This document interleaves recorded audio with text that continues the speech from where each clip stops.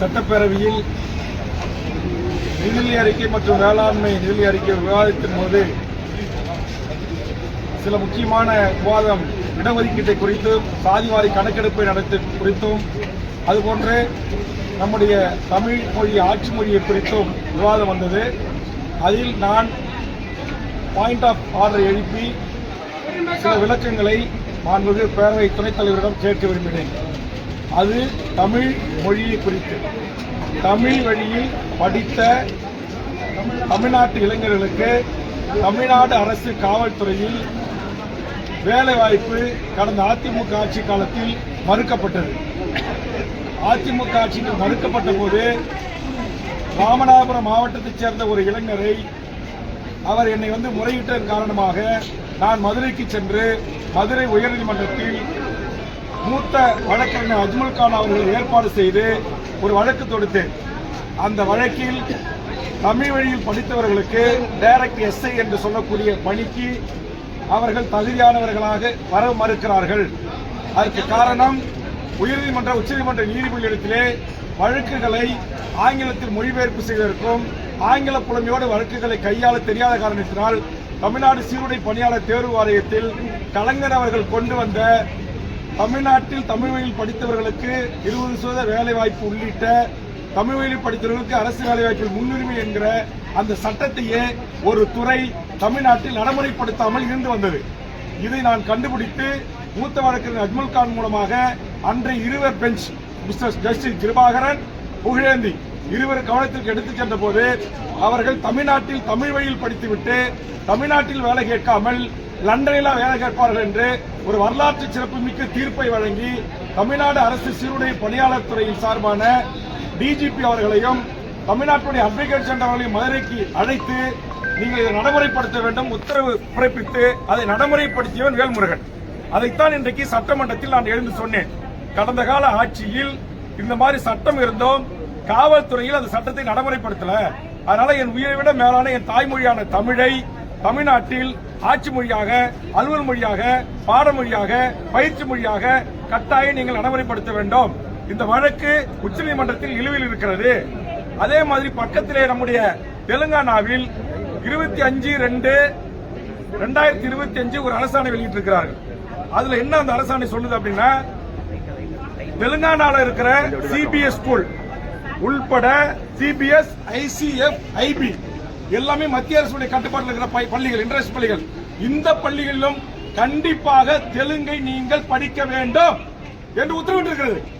அதுபோன்று தமிழக அரசும் உத்தரவிட வேண்டும் என்கிற கருத்துக்களை சட்டமன்றத்தில் பதிவு செய்தேன்.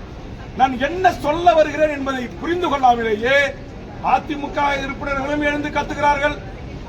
அங்கே அமைச்சரவையில் இருக்கிற சேகர்பாபு போன்ற அமைச்சர்களும் எழுந்து கத்துகிறார்கள்.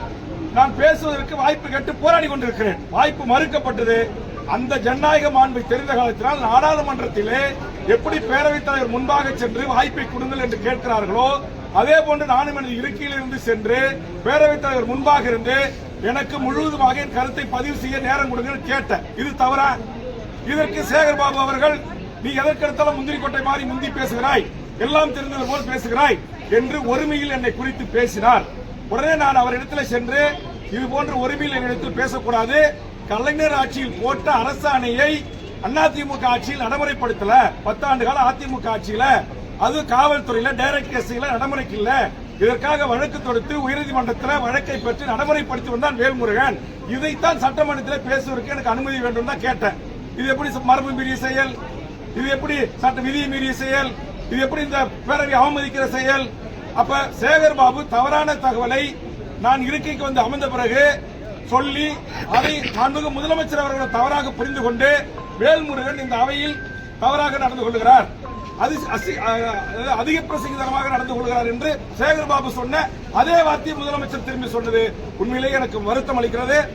மாண்புமிகு தமிழ்நாடு முதலமைச்சர் அவர்களே, உங்கள் தந்தை முத்தமிழறிஞர் கலைஞர் அவர்கள் தமிழ்நாட்டில் பாடமொழி, பயிற்சி மொழி, எல்லா மொழியும் தமிழா இருக்குன்னு சொன்னாங்க. அந்த உத்தரவு கடந்த கால ஆட்சியில் நடைமுறைப்படுத்தல. தமிழ்நாட்டுடைய வேலை வாய்ப்புகளை 20% உங்க தந்தை உத்தரவு போட்டாரு. அது அதிமுக ஆட்சியில் ஓபிஎஸ் இருக்கும்போது இந்திய நாட்டை சேர்ந்த எவர் வேண்டுமானாலும் தமிழ்நாட்டுடைய டிஎன்பிசி குரூப் 1 உட்பட எல்லா பதவிகளும் தேர்வு எழுதி வரலாம்னு சொன்னாங்க. அதற்காக போராட்டம் நடத்தி, முற்றுகை போராட்டம் நடத்தி தொடர்ந்து நான் வலியுறுத்தினேன். அதிமுக ஆட்சியில் கண்டுகல. நீங்களாச்சும் சட்டத்தை திருத்துங்கன்னு சொல்லி நான் தான் சட்ட திருத்தத்துக்கு முன்மொழிந்த அந்த அடிப்படையில் தான் கடந்த கூட்டத்தொடரில் அண்ணன் பைன்வேல் பிடிஆர் அமைச்சராக இருக்கின்ற போது தமிழ் வழியில் படித்தவர்களுக்கு 40% மதிப்பெண் எடுக்கணும், அல்லது இந்திய நாட்டை சேர்ந்த எவர் வேணுமானாலும் தேர்வு எழுதலாம், எவர் வேணுமானாலும் உள்ள வரலாம்னு நிலை இருக்கு. அது கூடாது. அப்படி உள்ள வந்துட்டானா டைரக்ட் விஓ பதவியில இருந்து ஆர்டிஓ, நேற்று நான் சொன்னேன், இங்க வந்து ஆர்டிஓ பதவி, டிஎஸ்பி பதவி, மேஜிஸ்ட்ரேட் பதவி, டிஸ்ட்ரிக்ட் ரிஜிஸ்ட்ரார் பதவி, அசிஸ்டன்ட் கமிஷனர் கமர்ஷியல் பதவி என்று எல்லா பதவிகளிலும் தமிழ்நாட்டில் இன்னும் 25 வருஷம் கழிச்சு எல்லா வடநாட்டுக்காரன், பீகார் இந்திய தாய்மொழியாக கொண்டவனதான் இருப்பான். இந்த நிலைமையை உடனே தமிழ்நாட்டில் எந்த கட்சியும் கிடையாது. நான் ஒரு ஆள் பேசிதான் சட்டத்தை கொண்டு வந்தேன். தமிழ்நாட்டில் 156 கட்சி வாயா திறக்கல. இன்னைக்கு அதிமுக ஆட்சியில் ஒரு பெரிய அநியாயம், அக்கிரமம் தமிழ் மக்களுக்கு ஏற்பட்டிருக்கு. நான் கேட்கிறேன், என்னுடைய நாட்டுக்கு கோட்டாட்சியராக எப்படி இந்திக்காரனை ஏத்துக்க முடியும்? தாசில்தாராக எப்படி ஏத்துக்க முடியும்? அது சொல்றாங்க அரசாணையில அதிமுக ஆட்சி தமிழர்களுக்கு செய்த மாபெரும் துரோகம்.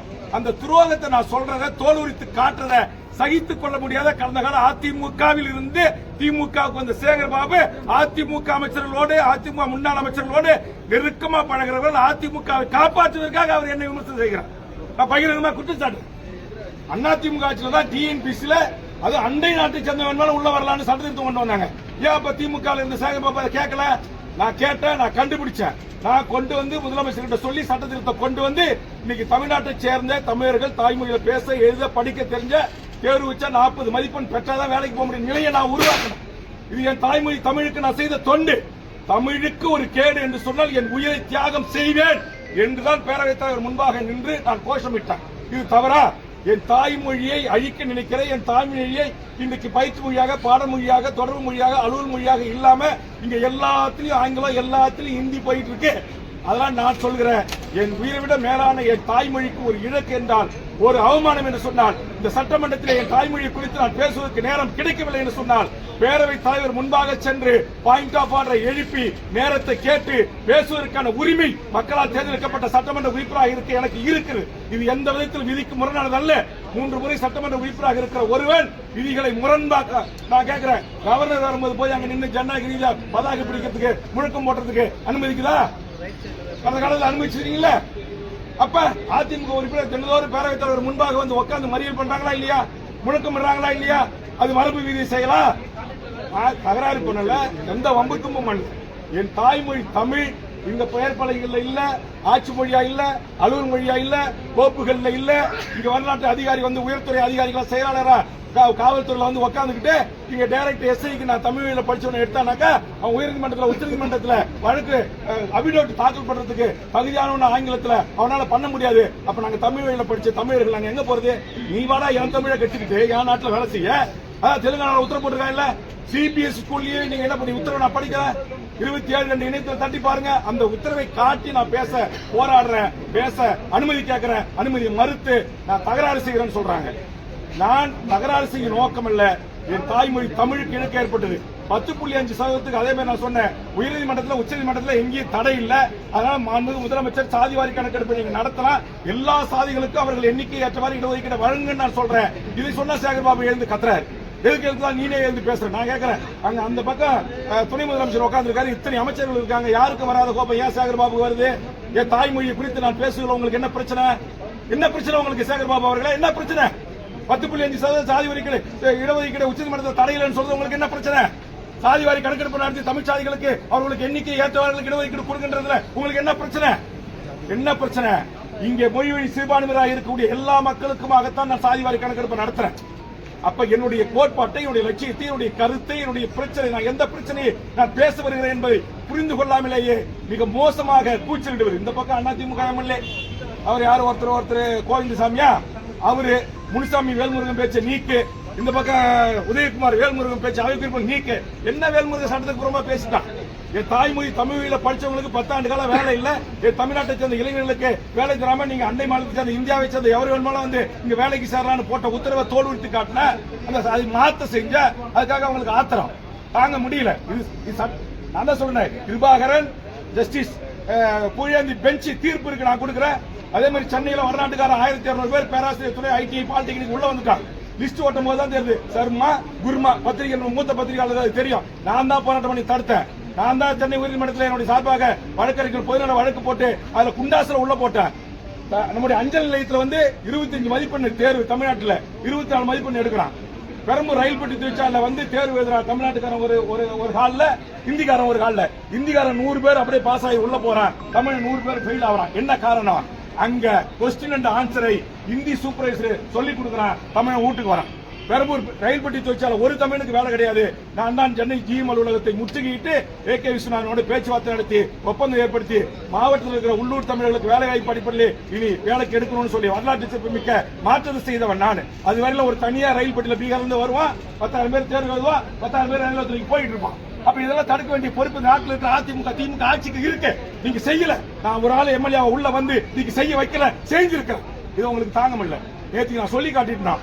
அதிமுக ஆட்சியில வேல்முருகன் ஆலோசனை சொல்லிதான் மருத்துவக் கல்லூரி வந்துச்சு, வேல்முருகன் ஆலோசனை சொல்லிதான் பொறியியல் கல்லூரி வந்துச்சு, வேல்முருகன் ஆலோசனை சொல்லிதான் லாட்டரி தடுப்பு சட்டம் கொண்டு வந்தாங்க. அதே மாதிரி மணல்குமாரி அரசுரிமையாக்க நான் சொன்ன உடனே 2 கட்சிக்கும் சேர்ந்து இருக்கிற சேகர்பாபு போன்றவர்களுக்கும் இங்க சொன்ன இவங்களுக்கும் உதயகுமார் போன்றவர்களுக்கும் அப்படியே பத்திக்கிட்டு எரியுது. ஆமன், நீங்கள் தமிழ்நாட்டை ஆண்ட போது செய்த தவறுகளை சுட்டிக்காட்டுவேன், நல்லது செய்தால் பாராட்டுவேன். எவருக்கும் எப்போதும் நான் அடிபணிய மாட்டேன். என் உயிரை விட மேலான என் தாய்மொழிக்காக என் குரல் ஓங்கி ஒலிக்கும். நீங்கள் பேரவைத் தலைவர் சட்ட ரீதியாக விதி ரீதியாக என்ன நடவடிக்கை எடுத்தாலும் அதுக்கு நான் கட்டுப்படுறேன். மாண்புமிகு முதலமைச்சர் சேகர்பாபு சொன்ன அதே வார்த்தையை பயன்படுத்தி என்னை பேசியதற்காகத்தான் நான் வருத்தப்படுகிறேன். ஆனால் என் மொழிக்காக, என் இனத்திற்காக, என்னுடைய சமூக நீதி கோட்பாட்டிற்காக நான் தொடர்ந்து போராடுவேன். அதில் எந்தவித சமரசம் இல்லை என்பதை பத்திரிகை நண்பர்களுக்கு நான் தெரிவித்துக் கொள்கிறேன். நன்றி, வணக்கம். நாடாளுமன்றம் என்ன?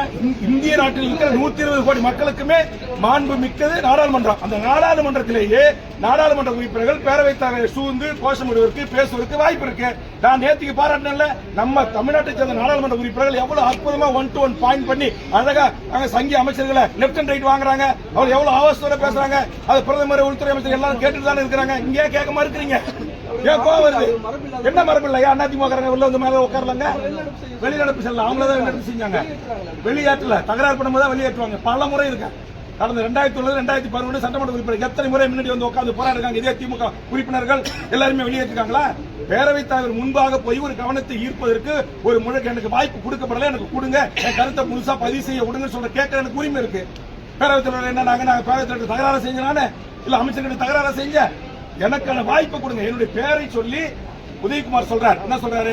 வேல்முருகன் 10 ஆண்டு காலம் அதிமுக ஆட்சியில் தமிழ் வழிபட்டவருக்கு வேலை இல்லைன்னு சொல்லிட்டாரு. தவறான தகவல். வேல்முருகன் பேச்சு அவை குறிப்பில் நீக்குங்க அப்படின்றார். ஒட்டுமொத்தமா அதிமுக உறுப்பினர் எழுந்து என் பேரை சொல்லி என்னை கண்டிக்கிறாங்க. அப்ப நான் தன்னிலைகளுக்கு சொல்லணுமா இல்லையா? எனக்கு மைக் கொடுக்கணுமா இல்லையா? அப்ப நான் கேட்கும் போது உங்களை என்னை பார்த்து உரிமையில பேசுவதற்கு யார் அதிகாரம் கொடுத்தா? சேகர்பாபு அமைச்சருக்கு.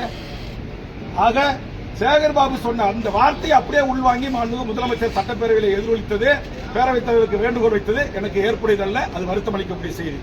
இந்த தனியார் பள்ளிக்கூடங்கள்ல அந்தந்த மாநில மொழிகளை படிக்கணும், தெலுங்கானால கொண்டு வராங்க, தமிழகத்துல கொண்டு வரணும். நீங்க வலியுறுத்தி பேசுறேன். அதை வலியுறுத்துறீங்க. ஆனா அதை ஏற்க மறுக்கிறாங்க, உங்களை கேட்கவும் மறுக்கிறாங்க. தனியார் பள்ளிக்கூடங்களை ஆளக்கூடிய ஆட்சியினர் நடத்துறாங்க அப்படின்றதுனால என்ன கோபத்தினுடைய வெளிப்பாடு என்ன நான் கேட்கிறேன். நான் சொல்றேன், தெலுங்கானா அரசாணை செல்லே காட்டுறேன். தெலுங்கானால இப்படி ஒரு அரசாணை இருக்கு. அதே மாதிரி மாண்புமிகு முதலமைச்சர் அவர்கள் CBSE IB போன்ற இந்த பள்ளிகளில் நடைமுறைப்படுத்தணும்னு சொல்றேன். அதை கேட்கவே மறுக்கிறாங்க, எனக்கு வாய்ப்பு கொடுக்க மறுக்கிறாங்க. அப்ப ஒரு 6-7 அமைச்சர் GK மணி நானும் பேசும்போது குறுக்கிட்டு எழுந்து பேச வாய்ப்பு கொடுக்குறீங்க. அப்ப நான் ஆதாரத்தை தானே சொல்றேன். கலைஞர் ஆட்சியில போட்ட அரசாணையை நடைமுறைப்படுத்துகின்ற உயர்நீதிமன்றத்தில் தடை இருக்கு, உச்சநீதிமன்றத்தில் தடை இருக்குன்றீங்க. தடையை நீக்கிறதுக்கு நடவடிக்கை எடுங்கன்னு சொல்றேன். அப்ப யா நாடுங்க இது? தமிழ்நாடுங்க. என்னுடைய தாய்மொழி தமிழுங்க. இங்க தமிழே படிக்காம எழுதாம பேச தெரியாம அரசாங்க வேலைக்கு வரலாம் அதிமுக ஆட்சியில போட்டாங்களா இல்ல அரசாணை? அப்ப போட்டுட்டு சொல்றாங்க 2 ஆண்டு கழித்து அவர்கள் தமிழ் எழுத படிக்க பேச தெரிஞ்சா போதும் அப்படின்றாங்க. இதை மாண்புமிகு முதலமைச்சர் தளபதி கிட்ட சுட்டிக்காட்டு, அன்றைய பயணியல் துறை மனிதவள மேம்பாட்டுத்துறை அமைச்சர்கிட்ட சுட்டிக்காட்டு தான் வேல்முருகன் ஆகிய நான் தான் அந்த சட்ட திருத்தத்தை மாற்றினேன். நான் மாத்திரனா இங்க வந்திருக்கிற உங்க பிள்ளைகள் யாரும் 25 வயசுல ஒரே ஒரு ஈவாவை கூட ஆக முடியும். ஒரு பத்திரிகையாளர், ஒரு ஊடகத்துடைய தலைமை ஆசிரியர்கள் யாரும் இந்த ஜியோவை கண்டுபிடிக்கல. நான் தான் கண்டுபிடிச்சேங்க. 1 லட்சம் பேரை தட்டி நான் தான் செக்ரட்டரியேட்டை முற்றுகிட்டேன். 1 லட்சம் பேரை தட்டி நான் தான் TNPSC அலுவலகத்தை முற்றுகிட்டேன். வேல்முருகன் என்னுடைய பேஜிலுக்கு போய் பாருங்க. நான் தான் நீட்டு நான் கேட்கிறேன், நீட்டுக்கு இதே எடப்பாடி எவ்வளவு அடுக்கடுக்கான தமிழ்நாட்டுக்கு துரோகங்கள். நீட்டு தேர்வுக்கு 16 வயசு ஒரு 10வது 12வது படிச்ச ஒரு பொண்ணு எப்படிங்க தேர்வு எழுத மத்திய பிரதேசம் போக முடியும்? எப்படி கேரளாவுக்கு போக முடியும்? எப்படி ஆந்திராவுக்கு போக முடியும்? ஏதுனாங்க இங்கிருந்து 1000 பேரோட போய் அண்ணா நகரில் இருக்கிற தென்னிந்தியாவுக்கான இணைப்புடன் நீட் அளவுக்கு முற்றுகிட்டு கொஸ்டின் பேப்பரை கைப்பட்டு அங்க பேச்சுவார்த்தை நடத்தினேன். இன்னைக்கு உடனே அந்த நீட்டுக்கு தமிழ்நாட்டு மாணவர்கள் வெளியில போனவங்கள நீங்க திரும்ப பெறணும், அவங்க போனவங்களுக்கு எல்லாம் பேருந்து கட்டணம் கொடுக்கணும், ட்ரெயின் கட்டணம் கொடுக்கணும் அப்படின்னு சொல்லிட்டு இனி தமிழ்நாட்டு மாணவர்களை யாரும் வெளிமாநில தேர்வு அனுமதிக்க முடியாது. 25 லட்சம் பேர் டிஎன்பிசில குரூப் 1 இருந்து குரூப் 4 வரைக்கும் எழுதுறதுக்கு காவல்துறை பாதுகாப்போடு எங்க ஆசிரியர்கள் பாதுகாப்போடு தேர்வு எழுதுற நடைமுறை இருக்கிற இன்ஃப்ராஸ்ட்ரக்சர் கொண்ட என் தமிழ்நாட்டில் என் மாணவர்கள் ஏன் எழுத முடியாது? ஏன் வெளியே அனுப்புறீங்க? அப்ப நோக்கம் என்ன? நோக்கம் தமிழர்களை வடிகட்டுவது, நீட்டு தேர்வுல எம்பிபிஎஸ்ல பிடிஎஸ்ல உயர்கல்வியில வெளியேற்றுவது. இன்னைக்கு அதே மாதிரி இன்னைக்கு எல்லா நுழைவுத் தேர்வுகளையும் கொண்டு வந்துட்டீங்க. இன்னைக்கு போய் இப்ப ரயில்வே போய் ஆந்திராவில் எழுதுன்றீங்க. ஆந்திராவுக்கு எப்படி நான் போக முடியும்? அதைத்தான் நான் கேட்கிறேன். அப்ப என்னுடைய உணர்வு என்ன? ஒட்டுமொத்த தமிழ்நாட்டு வாழ்கிற 7 கோடி மக்களின் உணர்வு. இது ஒரு சாதிக்கான உணர்வு இல்ல, ஒரு மதத்துக்கான உணர்வு இல்ல, ஒரு கட்சிக்காரனுக்கான உணர்வு இல்ல. ஒட்டுமொத்தமாக இந்த மண்ணில் வாழ்கிற அத்தனை கோடி மக்களின் வாழ்வு உரிமை, அவருடைய வேலை வாய்ப்பு உரிமைக்கான பிரச்சனை. இதை ஏன் தமிழ்நாட்டு முதலமைச்சர் அமைச்சரவையில் இருக்கிற அமைச்சர்கள் ஏன் உள்வாங்க மறுக்கிறாங்க? தமிழுக்காக ஆட்சி தரவுகள் இல்லாம நீங்க ஒரு கூட்டணி கட்சி தலைவரையே சட்டப்பேரவைக்குள்ள வச்சு விமர்சனம் செய்யறது என்ன? ஒரு காலத்தில் இதை ஏற்றுக்கொள்ள முடியாது. நான் என் மொழிக்காக, என் இனத்திற்காக, என் தமிழ்நாட்டு மக்களின் வேலை வாய்ப்பு உரிமைகளுக்காக நான் போராடுவேன்.